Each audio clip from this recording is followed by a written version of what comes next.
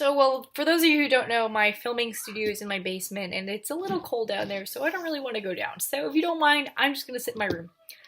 So, wow, this is a heck of a long unit, so let's get started. World War One. Tensions began during imperialism since basically every European power was trying to show who was more macho and bigger and better.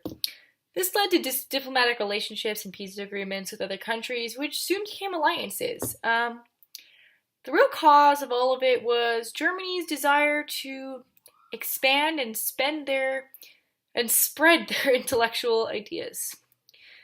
They believed that their way of life was the best and started to develop the Schlieffen Plan. The Schlieffen Plan was designed by Alfred von Schlieffen, chief of the German General Staff. Its purpose was to allow Germany to wage a successful two-front war against France and Russia.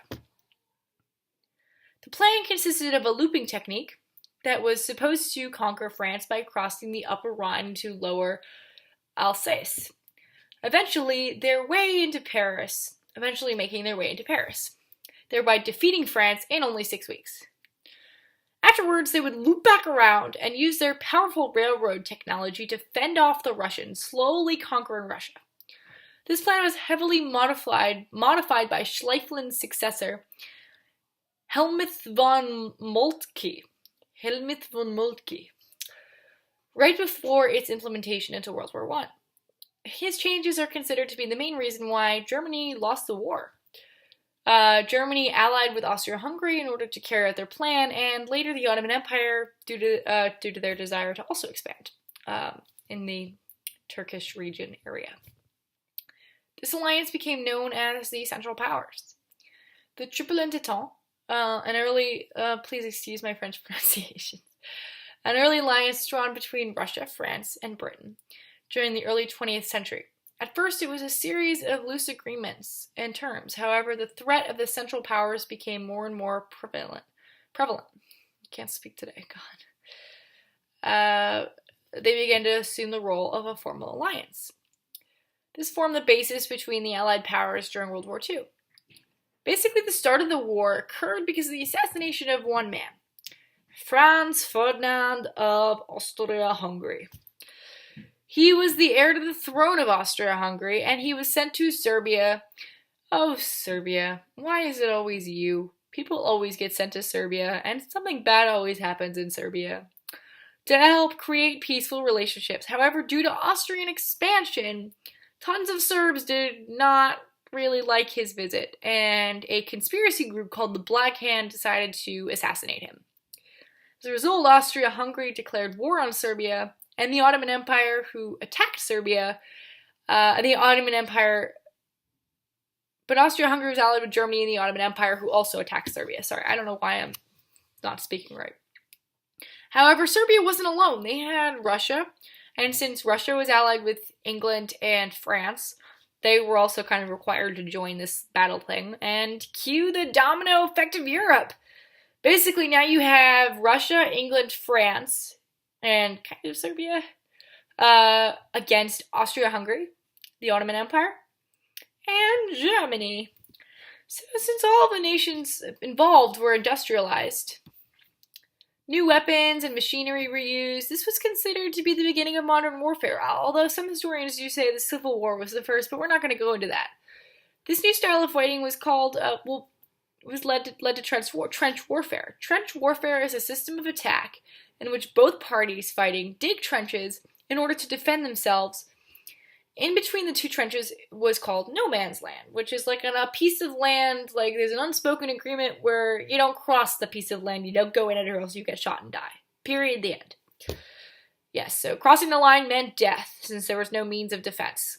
Using the system made progress in war very difficult, as soldiers remained in the same location for long periods of time. Additionally, many soldiers died due to infectious diseases spread throughout the trenches. World War I was so new that there were no laws besides really no man's land. And it became a total war. A war that is unrestricted in terms of weapons used, the territory, the combatants involved, or the objectives pursued.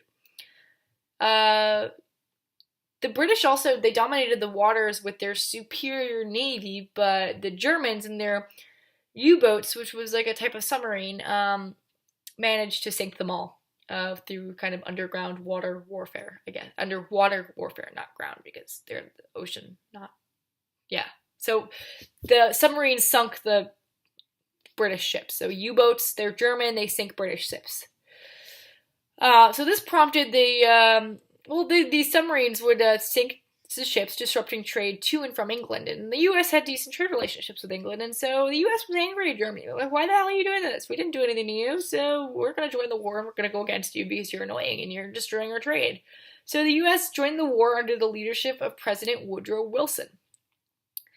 In the Cold War of Russia, Tsar Nicholas II was overthrown. Overthrown? Is that a word? Okay. And executed by the communists. Tsar Nicholas II was forced to enter World War I due to Russia's alliance with Serbia. However, he did a poor job of handling the army and fled to the front lines to direct them in action. This was also a failure, like everything else in his life. And shortly afterwards, he was abdicated from the throne. He and his family were the last royal family of Russia, as they were soon executed by the Bolsheviks. Shortly after, the provisional government was formed in Russia. It was an emergency or interim government set up to fill the political void following the abdication of Tsar Nicholas II. It was replaced by the Socialist Coalition. The Bolsheviks, led by Vladimir Lenin, took advantage of this opportunity and killed all those connected to this new government. In return, he put all those associated with the Bolsheviks in government positions, putting himself as their leader. This formed the Soviet Union, Socialist Republics, also known as the USSR. Despite all of this, Russia still remained in the war. Well, back to the US, where it's not as cold. Since so many troops were sent into Europe by Woodrow Wilson, Germany could not keep up. And we, along with Britain and France, were able to push the Central Powers out of the war, and they officially surrendered on 11/11/18. So that is, what is that? I think it's October 11th, 1918.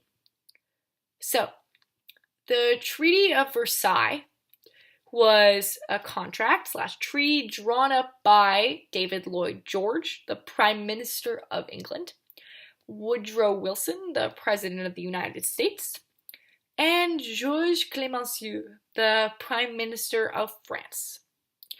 It was a war agreement that specifically punished Germany for the entire situation, courtesy of France, because they were the most harmed by Germany, and so they were like, oh, destroy Germany, we will destroy you every possible way.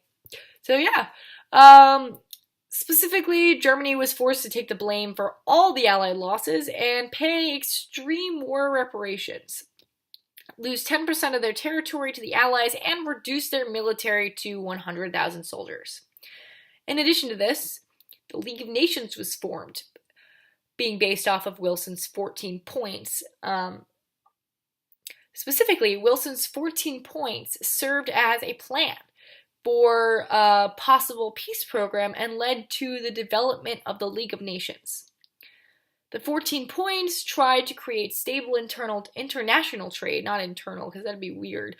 So let me just restate that. The 14 points tried to create stable international trade, reduce the number of weapons and the amount of soldiers and armies, and help maintain peace, international peace. So the League of Nations was an association of countries established in 1919 by the Treaty of Versailles, like I said before, to promote international cooperation and peace. However, it was powerless, just like the UN. Sorry, I didn't say that. In stopping Germany, Italy, and Japanese forces, leading to World War II, which I unfortunately do not have time to cover, because it is 10:20 at night as I am recording this, and we have school tomorrow and a final at 8 a.m.